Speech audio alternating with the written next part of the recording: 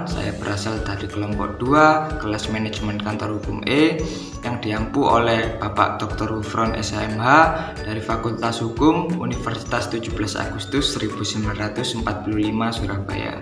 Pada kesempatan kali ini, saya dan rekan-rekan akan membahas mengenai bagaimana pengembangan sumber daya manusia pada kantor hukum yang baik.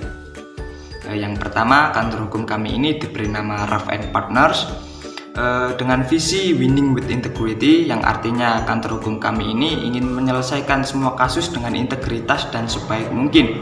Lalu misi dari kantor hukum kami ini adalah memberikan pelayanan hukum dan juga memberikan solusi pada para klien dengan tetap berlandaskan kepada peraturan perundang-undangan, kode etik profesi, norma, dan juga moral. Selanjutnya akan dilanjutkan oleh rekan saya. Sekarang ada area praktik kantor hukum. Area praktik kantor hukum dibagi menjadi dua, ada hukum perdata dan ada hukum pidana.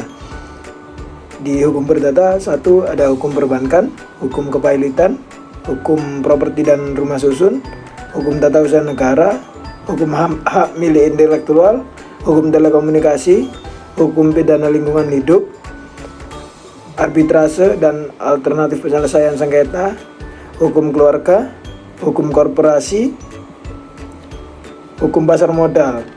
Dan yang kedua ada hukum pidana. Hukum pidana menangani perkara-perkara pidana umum dan pidana khusus, antara lain korupsi, penyelundupan, pencemaran lingkungan hidup, dan lain-lain. Model struktur kantor hukum advokat corporate lawyer ada managing partner dan partner, junior partner, senior associate, dan junior associate, dan paralegal.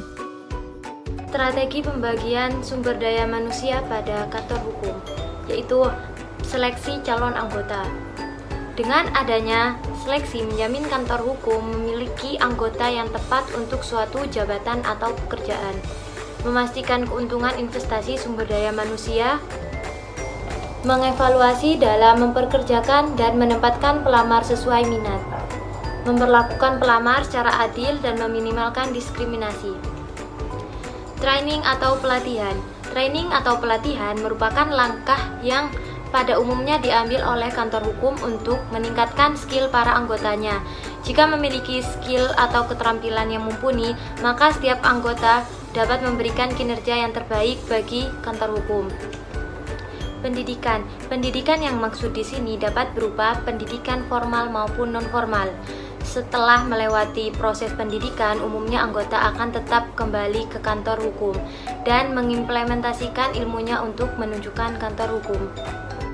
Kebebasan berpendapat, memberikan kesempatan bagi anggota untuk mengekspresikan ide atau gagasan ketika melakukan rapat terbuka. Dengan memberikan kesempatan kepada mereka, tentu kantor hukum akan semakin tahu anggota mana yang potensial dan aktif. Dengan memberikan kesempatan kepada anggota, mereka dapat ikut berkontribusi dalam memajukan kantor hukum. Yang terakhir, penghargaan. Memberikan penghargaan kepada anggota yang berprestasi dan berjasa dalam memajukan kantor hukum. Hal ini secara tidak langsung akan mengasah motivasi anggota lain untuk berjuang lebih keras dan mencapai target. Sekian presentasi dari kelompok kami. Apabila ada salah kata, mohon dimaafin. Terima kasih. Wassalamualaikum warahmatullahi wabarakatuh. Demikian presentasi dari kelompok kami. Maaf bila ada salah kata. Terima kasih. Assalamualaikum warahmatullahi wabarakatuh.